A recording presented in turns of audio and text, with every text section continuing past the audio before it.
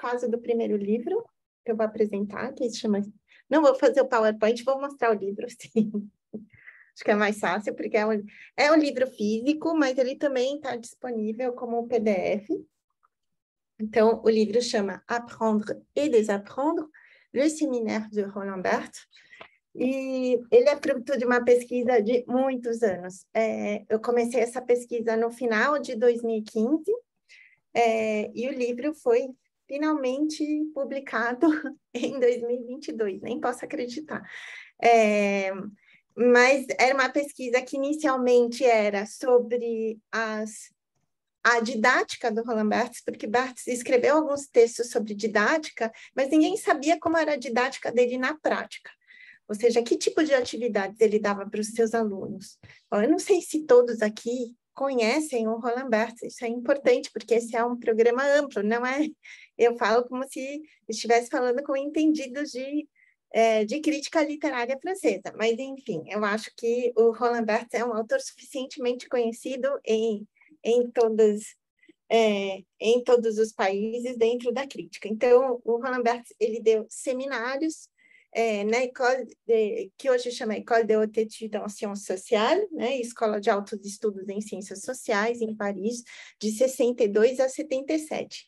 E o meu objetivo inicial era ver os manuscritos que ele tinha deixado e ver quais eram qual era a sua didática, né? O que ele propunha aos seus alunos como didática da literatura.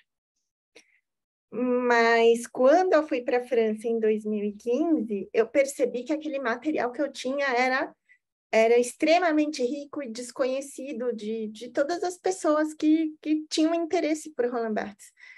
Então, era um material inédito, então ele tinha, por exemplo, 2 seminários sobre semiologia, e ninguém sabia o conteúdo desses seminários. O Barthes publicou alguns livros de semiologia, como o Sistema da Moda, por exemplo, mas isso dava 1/3 dos seminários. E depois tinha 2 seminários sobre retórica, ele quase não publicou nada sobre isso, assim, poucos textos. Então, eu me senti um pouco na obrigação de dar a ver esse material, de não apenas falar da didática do Barthes, que era meu objetivo, mas contar tudo o que eu vi nesses seminários, de 1962 a 1977. Então, isso deu um enorme trabalho, porque eu precisei conseguir dinheiro eu acho que foram 5 estágios de pesquisa na França, para consultar e transcrever os manuscritos, e depois achar uma forma que os donos de direito de autor achassem que eu poderia publicar, porque o problema era que eu tinha um monte de material inédito e que eles não iam me deixar publicar. E aí eu devo dizer que isso tem a ver com o fato de eu ser uma pesquisadora de um país marginal, que não estava dentro do contexto. Eu imagino que se eu fosse uma orientanda do grande professor que estuda Roland Barthes, eu era, de fato, ele era a pessoa que me supervisionava. Mas eles tinham, é claro, uma desconfiança em relação a de onde eu vinha, de um país periférico, como assim eu ia apresentar textos inéditos do Roland Barthes. Mas depois de muita conversa, chegamos a essa fórmula, que é um livro que, no fundo, é meu, não é do Barthes, né? Sou eu que escrevo, e sou eu que resumo, de alguma forma, todo esse material, e vou mostrando, vou transcrevendo também os manuscritos do Barthes. Então, eu resumo todos os seminários, e, além disso, claro, faço o meu objetivo inicial, que era fazer um resumo de qual era a didática do Roland Barthes. Bom, então, eu fiz essa pesquisa de final de 2015 até 2019, e aí eu já tinha um texto pronto em 2019, mas eu não estava satisfeita com ele. Aí eu dei um curso na pandemia online, um curso de pós-graduação online, e esse curso, com os meus alunos, realmente mudou toda a minha visão do livro. Foi incrível.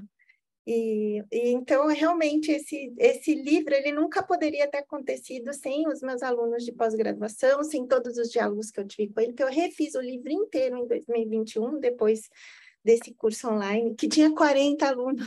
Eu nunca tive um curso de pós-graduação com tanta gente, a gente de todo o Brasil, né?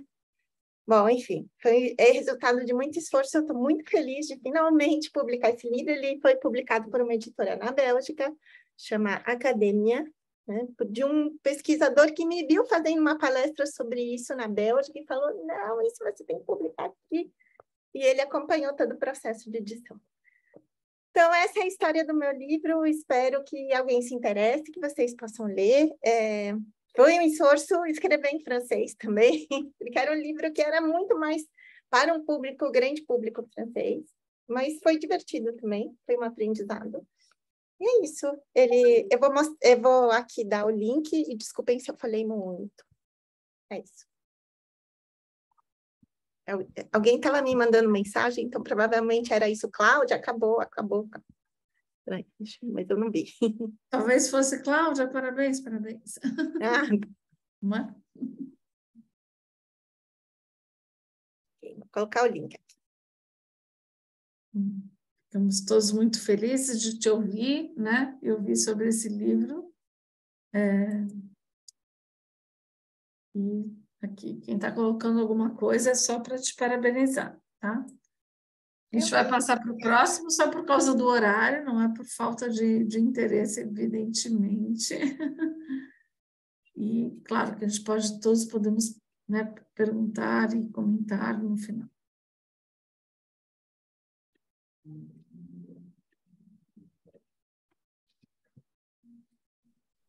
O próximo livro é o Dicionário de Energia Solar Fotovoltaica, com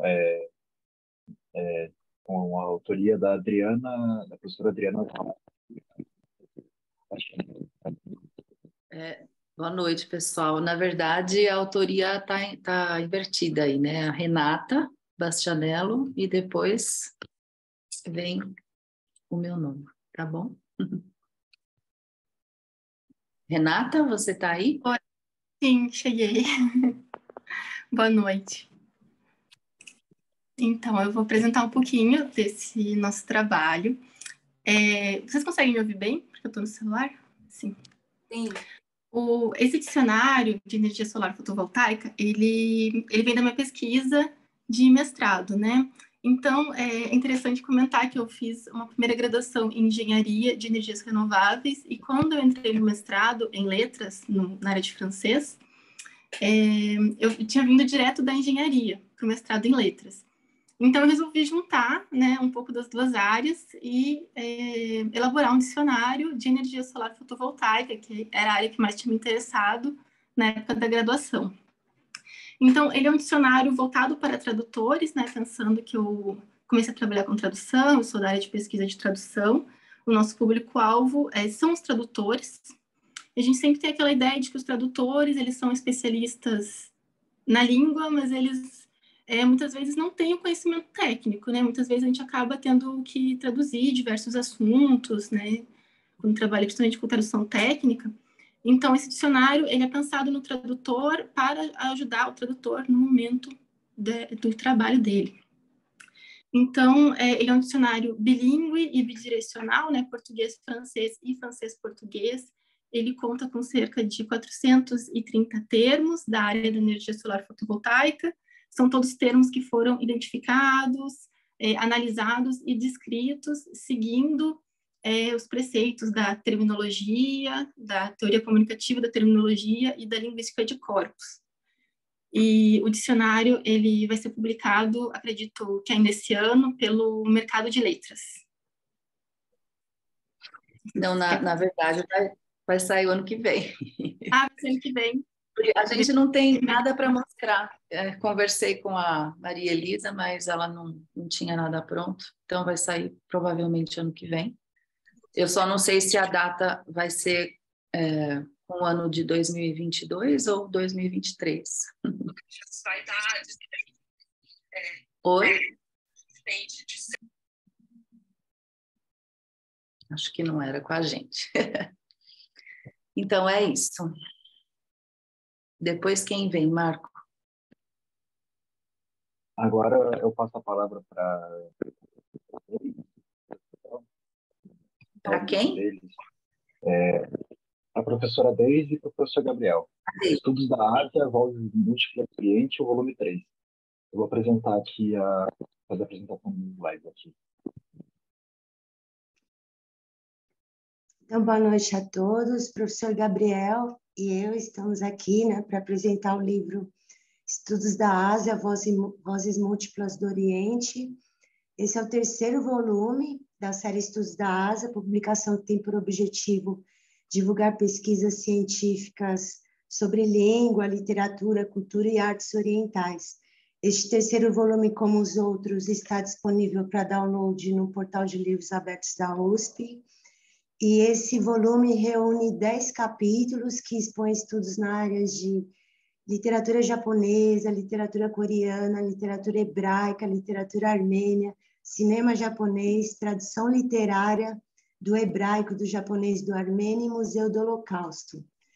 O professor Gabriel vai apresentar 5 capítulos bem rapidinho e outros 5. Pode mudar o slide, Marco. Bom, boa noite a todos. Como a professora Daisy falou, eu vou apresentar super rápido 5 capítulos.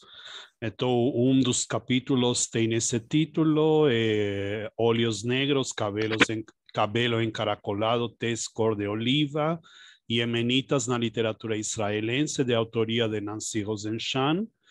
E ela apresenta nesse capítulo uma escritora israelense canadense que escreve em inglês, se chama Ayelet Sabari, e o que ela apresenta é a perpetuação da imagem estereotipada do imigrante iemenita que chegou a Israel, e mesmo hoje os iemenitas na literatura continuam sendo apresentados mostrando apenas as mesmas características do que no início da literatura hebraica, quando esses personagens então aparecem. O outro capítulo, isso, é de Juliana Carvalho Eliezer. A Juliana fez uma visitação antes da pandemia para o Museu do Holocausto em Washington, e ali ela visitou uma exposição destinada ao público infanto-juvenil, ou seja, como o museu apresenta uma temática tão difícil e tão comovedora que tem relação com a questão da intolerância, do antissemitismo, do racismo, numa linguagem destinada ao público infanto-juvenil. Então, ela mostra nesse capítulo a importância do museu enquanto espaço educativo e transformador.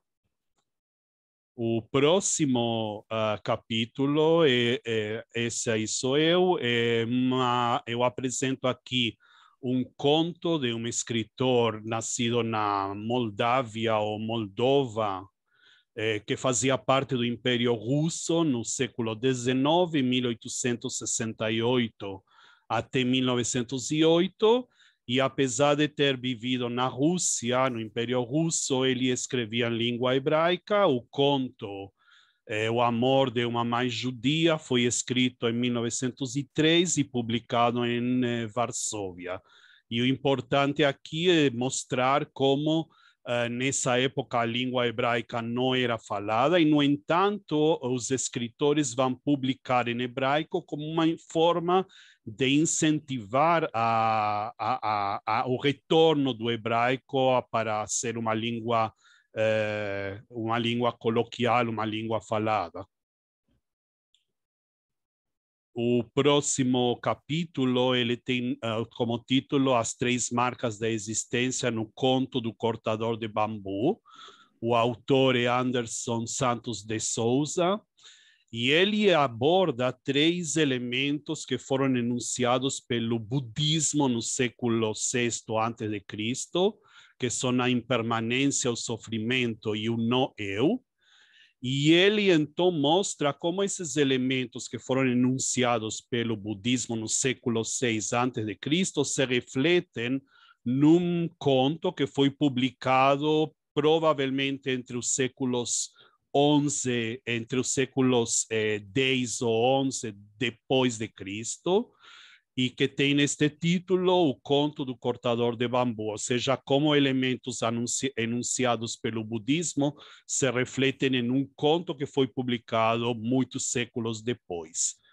E o quinto capítulo aqui, que é um capítulo escrito por 3 pesquisadores, Yeon-Young Im, Min-Young Kim e Luiz Carlos Girão, e tem como título Ficção Juvenil Coreana, Tendências e Perspectivas. Ele apresenta aqui um quadro geral da literatura coreana direcionada ao público juvenil. E isso é um novo gênero na literatura coreana, porque ele se preocupa em apresentar, em trazer o problema da representatividade do sujeito jovem na ficção coreana. E esse é um novo gênero que agora está na moda na literatura coreana. Daisy. Sim. O próximo texto, Feridas da Armênia, de Hatchatura Povian, uma imagem da nação sob a perspectiva cognitivista. Nesse capítulo eu apresento a tradução de um pequeno trecho dessa obra, que é considerada uma obra inaugural da literatura armênia moderna, porque foi a primeira escrita em armênio moderno, e eu também reflito sobre o conceito de nação presente nessa obra. O próximo capítulo é Futon, de Katai Tayama, contextualização, apresentação e comentário de tradução de uma obra fundamental do gênero novel. Nesse capítulo, Kevin reflete criticamente sobre questões de tradução literária do japonês para o português.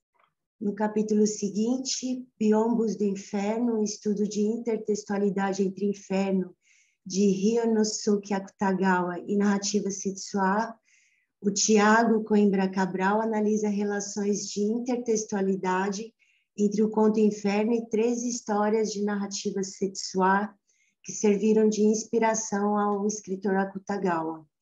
No capítulo seguinte, a importância da natureza, no romance O Som da Montanha, de Yasunari Kawabata Hirokazu, Koreeda.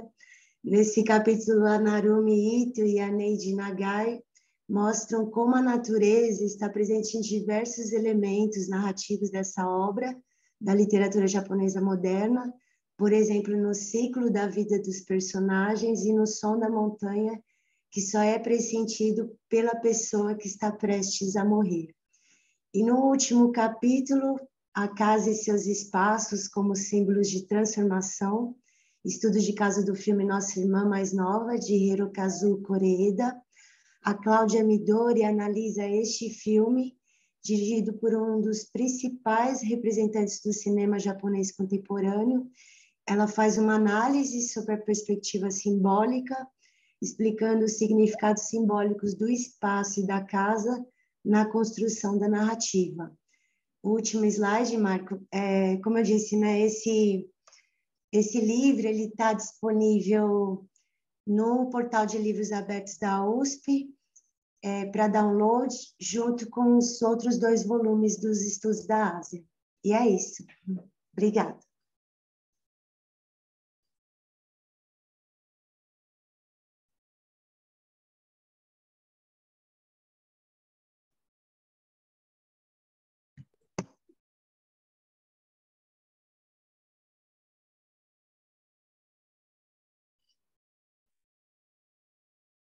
Não estou ouvindo o Marco, mas eu acho que agora seria o momento da Adriana e a Marion, né? Isso, eu cheguei a comentar. Tá bom. Marco, faz essa parte que eu estou aqui só esperando. Tá bom. Agora vem a apresentação. Linguagem de tradução. Marion. Isso, e a professora Adriana. Isso, é a Marion Celli, né? Em primeiro lugar, né? Ela é a primeira autora e eu sou a segunda autora. Então, esse livro também, pelo Mercado de Letras, vai sair o ano que vem. A gente não tem nem a capa para mostrar. Então, eu vou falar rapidamente dele. Ele deriva da tese, né, de doutorado da Marion, que eu orientei. E dali a gente retirou o essencial, né, relacionado a essa questão da linguagem e da tradução que está em desenvolvimento já, assim, no meu pensamento, né, há pelo menos umas 2 décadas. Né? Então, é um trabalho bastante importante ali, que a gente tem bem juntinhas, Marion e eu, né? Então, o primeiro capítulo desse trabalho, a gente fala da linguagem na tradução e da tradução na linguagem. Num segundo capítulo, a gente mostra reflexões sobre a linguagem, não numa proposta histórica ou cronológica, mas dos principais conceitos, digamos assim, né, que surgiram aí nessa nossa tradição dos estudos da tradução. Depois, num outro capítulo, a gente passa a concepção de tradução e de linguagem já baseada num corpus de estudo bastante extenso, e aí a gente trabalha com autores de expressão francesa, com autores de expressão alemã, com os renascentistas e com autores de expressão italiana. E aí a gente fecha o livro com o nosso pensamento, né, sobre linguagem e tradução, baseado fundamentalmente na teoria enunciativa do Antoine Culioli, né? Então é isso, vai sair também pelo mercado de letras, né? Infelizmente a Marion não pôde estar aqui hoje, né? E o ano que vem, quem sabe, né? A gente vem com as capas. Mas está no forno, está saindo. Bom, parabéns a Marion, parabéns à professora. Agora seria a vez da professora Arlete Cavalieri, mas por um contratempo ela não vai poder apresentar. Então, vou passar a palavra para a professora Luciana e para Maria também, para apresentarem o livro Patriarcado e Acumulação em Escala Mundial, Mulheres na Divisão Internacional do Trabalho, de Maria. Obrigada, Marco. Eu vou compartilhar a minha tela, então, tá bom?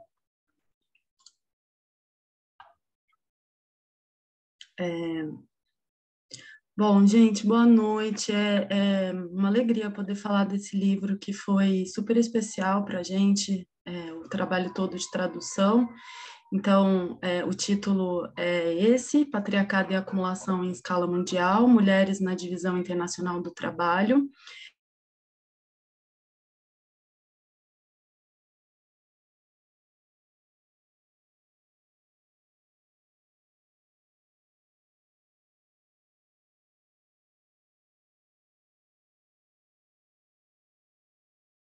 Eu consegui passar a página aqui, que a gente começou em 2020, né? O título desse projeto de extensão era Tradução Coletiva entre Mulheres, Práticas Políticas e Pedagógicas, que a professora Luciana e eu escrevemos, né, num edital da Pró-Reitoria de Cultura e Extensão Universitária, que era ligado, né, voltado para projetos que dialogassem ou de alguma maneira contemplassem os objetivos de desenvolvimento sustentável da ONU. E o nosso projeto foi contemplado com financiamento, né, e a gente conseguiu, então, traduzir e publicar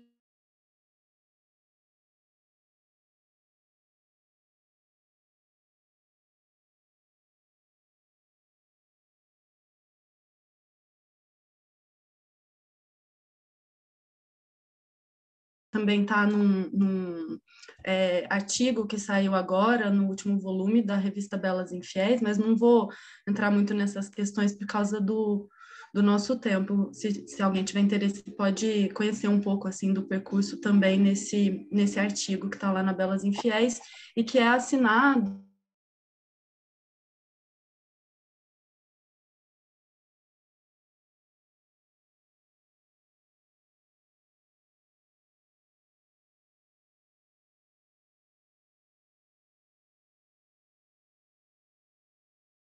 letras aqui na USP, e contou também com as nossas parceiras, né, que seriam aí da comunidade externa, que são o coletivo Sicorex, né, com o qual eu e a Luciana também já colaboramos em outros projetos de tradução. O coletivo Sicorex é um coletivo que trabalha especificamente com traduzindo obras de autoras feministas anticapitalistas, né? Foi responsável pela inserção via tradução da obra da Silvia Federici no Brasil, que é uma autora que acho que algumas pessoas já devem conhecer, né? Ela já tem circulado bastante, principalmente entre as pessoas interessadas em feminismo, enfim, e anticapitalismo. Bom, o livro foi publicado pelas editoras Timo e Ema Livros, e ele tem prefácios, né, dois prefácios, um da Silvia Federici, que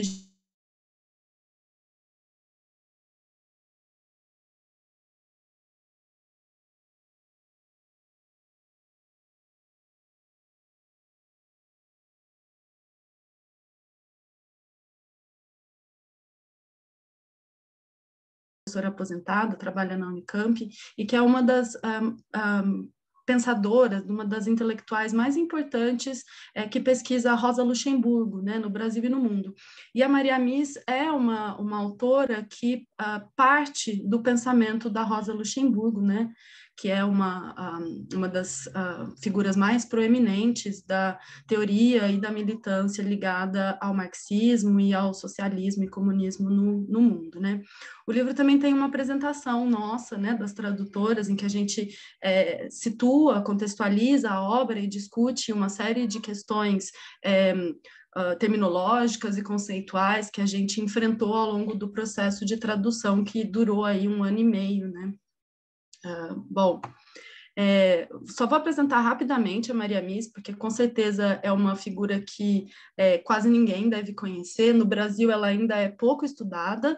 Esse livro é o segundo livro dela que é publicado no Brasil. O primeiro foi o Ecofeminismo, que ela escreveu junto com a Vandana Shiva, que saiu poucos meses antes desse, que a gente traduziu. Então, são publicações quase que simultâneas, né? Então, ainda são publicações desse ano, então ainda não deu muito tempo de a Maria Mies ter uma fortuna crítica, né, expressiva.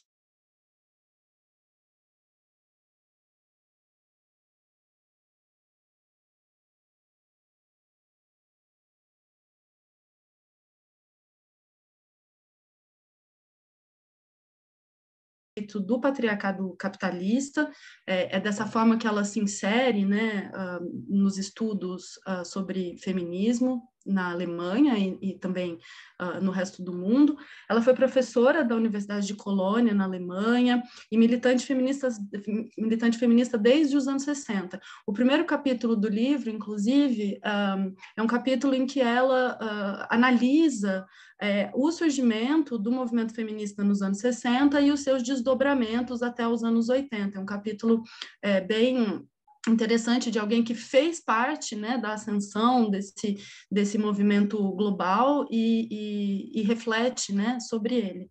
Enfim, ela é autora de vários artigos e livros, sempre entrelaçando feminismo, terceiro mundo, né, que era a terminologia da época, depois passou a se chamar país em desenvolvimento, periferia do capitalismo, enfim, e meio ambiente, né, e essa é uma marca, né, do pensamento dela, esse entrelaçamento entre esses três aspectos, né. Eu coloquei aqui uma citaçãozinha só para sintetizar, porque é uma obra muito rica, que trata de inúmeras questões, né, dentro desse recorte que eu acabei de expor, mas, enfim, é difícil sintetizar, mas acho que essa daqui, que inclusive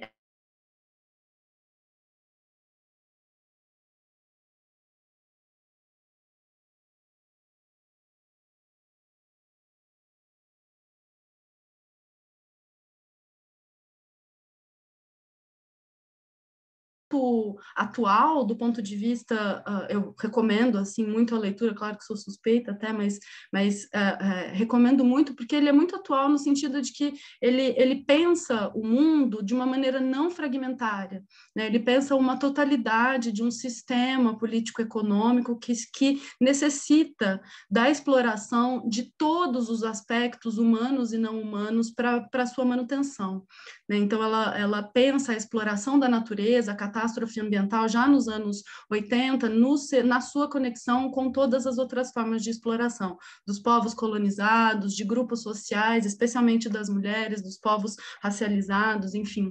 É um livro que tem muito a nos dizer ainda hoje, né? Aqui tem um sumário do livro. Eu tinha pensado em comentar um pouco o que tem em cada capítulo, mas não vou fazer isso também pelo nosso tempo. Então, deixo aqui, enquanto eu falo as palavras finais, vocês podem dar uma olhada no sumário. Enfim, eu acho que é um livro que tem esse mérito de fazer uma abordagem no sentido de compreender o mundo na sua totalidade, das conexões entre as diversas formas de exploração e opressão que sustentam o mundo que a gente vive, e é um livro também que permite que a gente construa ou comece a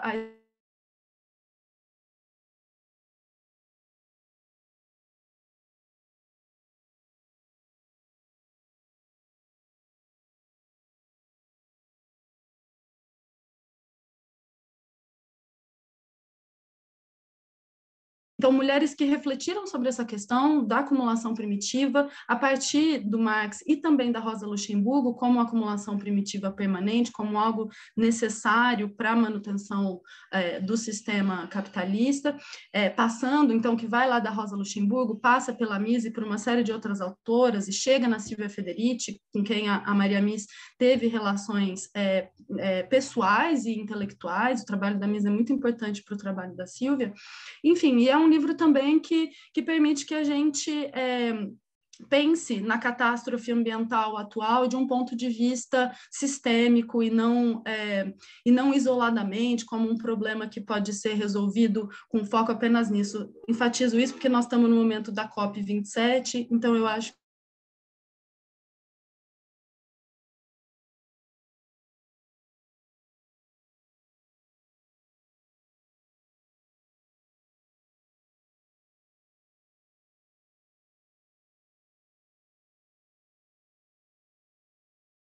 esse livro, vou deixar o link também do livro aqui no chat. Obrigada. Luciana, não sei se você quer comentar. Eu só quero agradecer à Pró-Reitoria de Cultura e Extensão, né, por essa iniciativa do Edital Santander, que possibilita projetos como esse. É claro que os recursos, eles não costumam ser suficientes para arcar com todas as despesas da obra, mas a Pró-Reitoria ela faz uma aproximação, né, entre a academia e a comunidade fora da USP, e apesar de muitas alunas do coletivo, pessoas do coletivo Sicora serem ex-alunas da USP, elas fazem parte do movimento feminista. Então, existe aí um universo muito fecundo, né, de aliança entre a academia com os movimentos sociais, que podem trazer excelentes frutos intelectuais e livros como esse, por exemplo, da Maria Mies, que em breve vai estar disponível também em PDF, né, que uma das nossos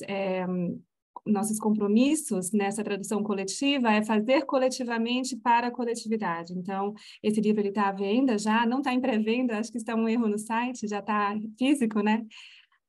Mas ele depois, daqui a uns 3 meses, eu acho, ele vai estar disponível em PDF também. Eu coloquei para vocês no chat a apresentação das tradutoras e agradeço pela atenção.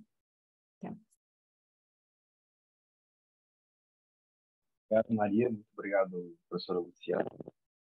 Agora eu passo a palavra para a Cláudia, para ela apresentar o segundo livro dela, que se chama Especulação da Teoria Ibero-América. Nossa, Marco, você está na Alemanha também, onde tem internet ruim? Onde que a Eliane está? Que ela falou que a internet não era como no Brasil. Bom, é porque a gente não te ouviu muito bem. Então, vou rapidamente para o meu segundo livro. Não é meu livro, esse é um livro que eu organizei. A Luciana está falando aqui em Leipzig que é muito ruim a internet aqui. Bom, então o Marco deve estar perto de Leipzig. Então, o meu segundo livro o segundo livro que eu vou apresentar, esse não é um livro necessariamente meu, é um livro... Eu posso apresentar aqui? Posso compartilhar? Sim, posso. Muito bem. Espera aí. Vou ver se eu vou conseguir aqui. Este livro aqui, Travessias, Desvios, Obstrucciones. Eu tenho um livro em francês e outro em espanhol, La circulación de la teoría francesa en Latinoamérica y España. Esse livro tem um pouco a ver com outro livro para quem chegou atrasado, que eu apresentei, era esse livro aqui, sobre os seminários do Roland Barthes. Bom, enquanto eu fazia essa pesquisa, apresentei a pesquisa em vários congressos e eu comecei a conhecer pessoas que também estudavam crítica, que é um nicho muito pequeno, das pessoas que estudam crítica na América Latina e na Espanha, e junto com eles fizemos um projeto financiado também pelo Santander. Estou vendo que o Santander aqui é responsável pelas publicações do Letra. É um projeto que é um projeto da União Ibero-Americana de Universidades, que era a Universidade Complutense de Madrid, a Universidade de Barcelona, a Universidade Nacional Autônoma do México, a Universidade de Buenos Aires e a Universidade de São Paulo. Esse projeto começou em 2017, foi renovado em 2019 e durou até 2021. E a gente fez vários encontros e a gente publicou este livro sobre a circulação da teoria francesa na América Latina e na Espanha. E o livro chama Travessias, Desvios, Obstrucciones, porque foi isso que a gente viu. A gente viu casos onde a crítica francesa é abraçada pela crítica latino-americana, todos acham que Roland Barthes é Deus, né? Tem outros casos que não, que a crítica francesa é o diabo, por isso que são obstruções, né? Então, não vamos deixar ela entrar. E tem outros casos em que se faz de tudo para não tratar da crítica francesa. Então, são autores de todas essas instituições que eu falei, e o meu artigo, por exemplo, é sobre os alunos latino-americanos que foram frequentar os seminários do Barthes na França. Então, eu fui atrás dele, foi um trabalho meio de entrevistas, quase jornalístico, porque não é um trabalho de análise de texto, aí atrás de todos esses alunos latino-americanos que foram ser orientados pelo Roland Barthes. A gente tem casos como esse do Perlonguer, né, que é um escritor argentino que morava no Brasil, muito bom, como ele compara, né, a crítica feita em São Paulo com a crítica feita na França. Enfim, tem muitas coisas, mas só para fazer o link com o último livro. Então, tem o caso de também como as feministas francesas são lidas pelas criadoras latino-americanas e como elas podem ser influência ou não. E tem um caso muito interessante de um colega aqui da USP, do Marcos Natali, que também participou do projeto,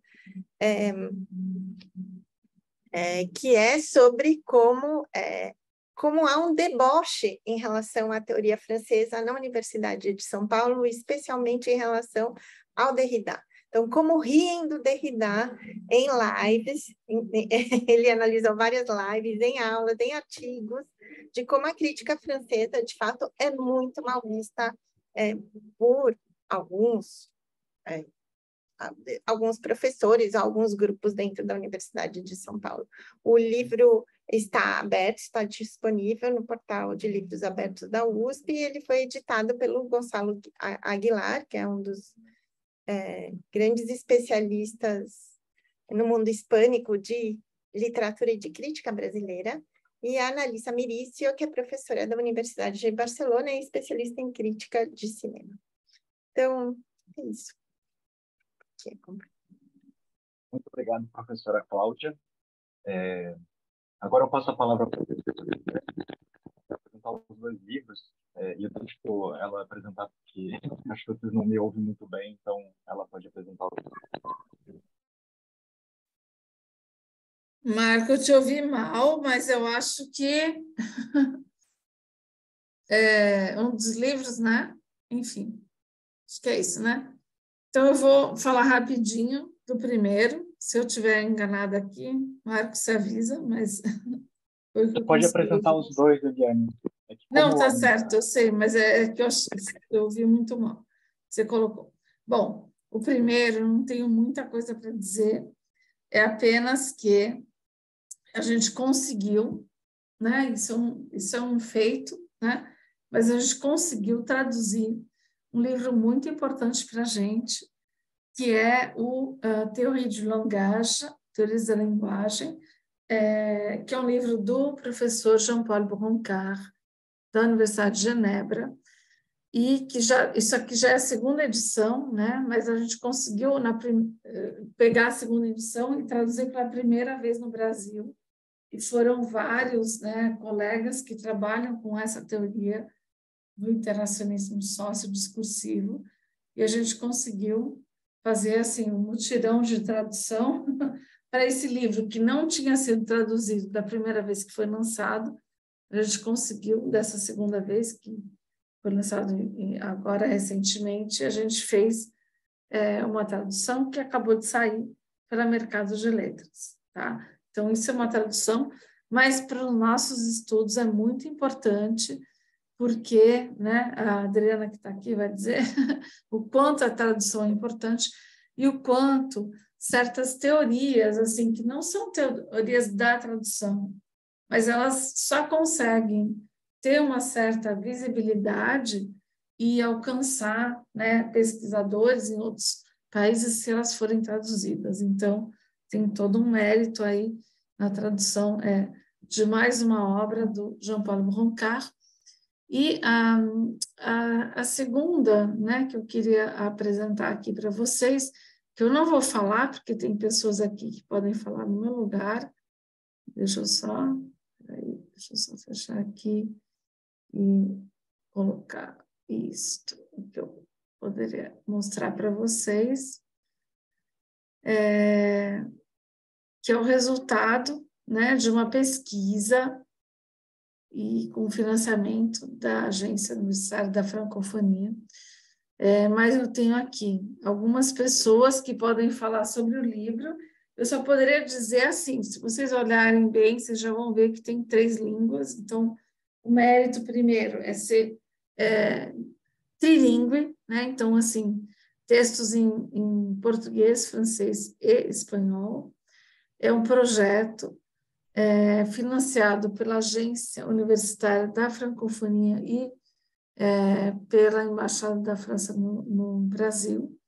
E a gente conseguiu montar uma equipe de pesquisas que resolveu estudar, né, como era a questão do francês nas práticas, principalmente ligadas ao trabalho, né, no Brasil.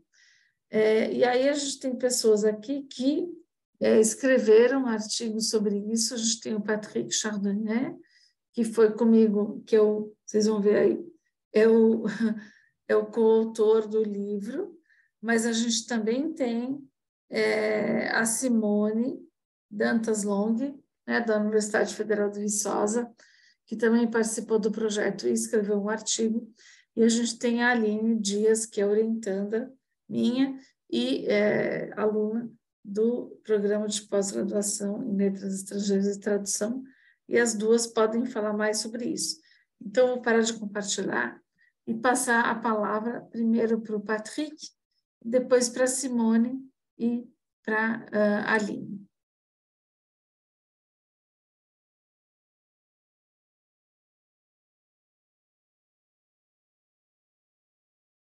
Patrick? Sim.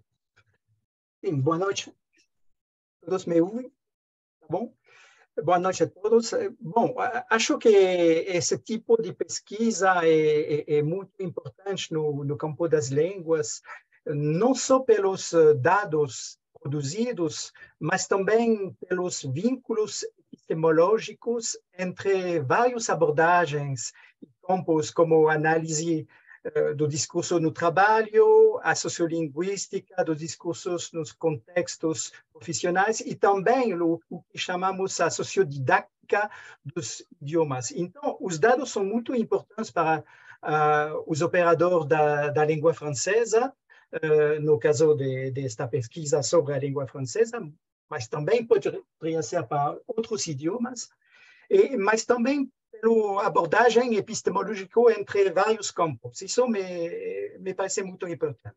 também acho que esse tipo de pesquisa deveria ser realizado com outros idiomas, sobretudo nas situações, nos contextos das grandes cidades como São Paulo, onde os campos profissionais são internacionalizados. Então, isso eu queria comentar. Vou deixar a palavra a Simone ou outro colega. Obrigada, Simone, Patrick. você, depois a Aline, depois eu concluo falando coisas, né, que não foram Tá ótimo. Eu só tenho a acrescentar o que o Patrick e a Helene já falaram, né, que além de tudo é um projeto no qual nós colaboramos em diversas instituições e trabalhamos não só como um agrupamento de pessoas, mas de fato trabalhamos juntos, né, desde o princípio do projeto, desde a construção dos protocolos de pesquisa, né, dos questionários, até o tratamento dos dados, e depois, na confecção do livro, né, na apresentação dos resultados, nós trabalhamos com equipes multi-institucionais, não sei se eu estou inventando uma palavra, mas interinstitucionais, né? Então, os capítulos foram escritos por professores, alunos de pós-graduação e de graduação de instituições parceiras dentro desse projeto, e foi muito interessante e muito gostoso trabalhar dessa forma. Eu vi, por exemplo, as minhas alunas de graduação aqui da UFV colaborando com alunos de pós-graduação e professores de outras universidades, né? Então, além de todos os resultados, né, da pesquisa, que eu concordo com o Patrick, trazem informações que são preciosas tanto para as ações relacionadas ao ensino, quanto mesmo para a difusão, né, cultural da língua francesa. Além de tudo, foi um projeto muito gostoso de trabalhar, e um projeto em que a gente aprendeu muito por esse contato com os colegas das outras instituições. Não sei se a Aline tem alguma coisa a acrescentar. A Aline trabalhamos juntas em um dos capítulos, né, Aline? Sim, não só acrescentar, na época ainda como aluna de graduação, da graduação, foi bastante enriquecedor observar a pesquisa desse viés, né, de olhar como a língua francesa é usada em diferentes contextos e tudo mais, então foi super enriquecedor, e, enfim, acho que é isso. Eu construí tanto um capítulo junto com a Simone e com a Jaci, que é doutoranda também, né, e também do Letra, quanto um capítulo com o professor Patrick sobre cunho etnográfico, né, então onde o francês é usado, e foi bastante curioso, né, algumas hipóteses foram bem confirmadas, mas surgiram coisas muito, muito interessantes, curiosas, e eu recomendo bastante.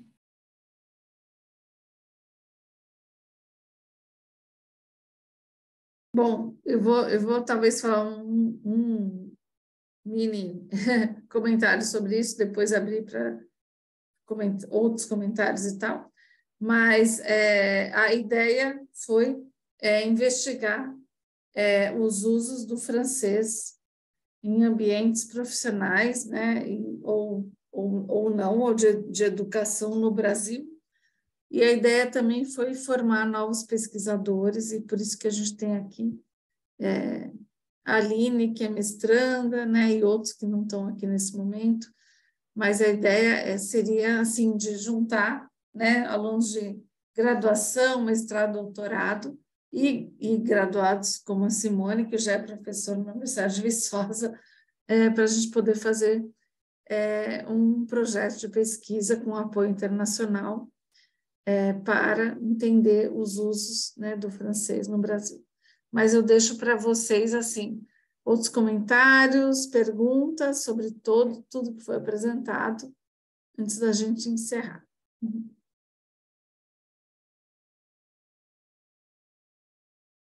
Estou vendo o Álvaro aqui.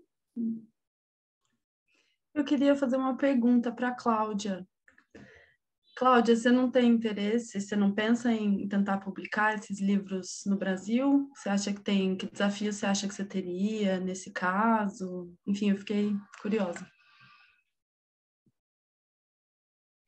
Eu acho que agora eu tenho que me concentrar nisso, eu acho, em publicar. Eu primeiro tentei publicar o livro, e é o meu foco principal, publicar o livro dos seminários do Barthes em espanhol, mais do que em português, porque eu sinto que o Barthes é muito mais lido pela crítica hispano-americana que pela crítica brasileira.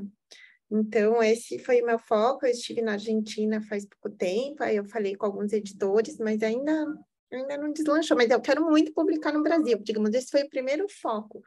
Mas eu não sei agora como fazer, né? Eu sei que tem vários editais agora nas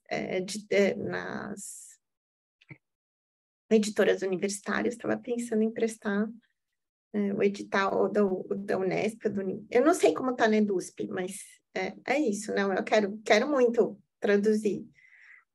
O problema é que quando você termina um projeto de pesquisa de vários anos, né, eu tenho muita vontade de não fazer mais isso, né, de me ocupar de outra coisa, né, e traduzir é voltar aquilo, né, então tem uma certa preguiça, mas eu sinto que eu tenho que fazer isso, é claro, foi um projeto feito daqui, ou seja, do Brasil, tem que circular aqui também. O outro não, o do Circulação da Teoria, ele é super internacional, porque ele está no portal de livros abertos da USP, mas é em espanhol, mas supostamente vai circular tanto no ambiente hispano-americano quanto no ambiente brasileiro.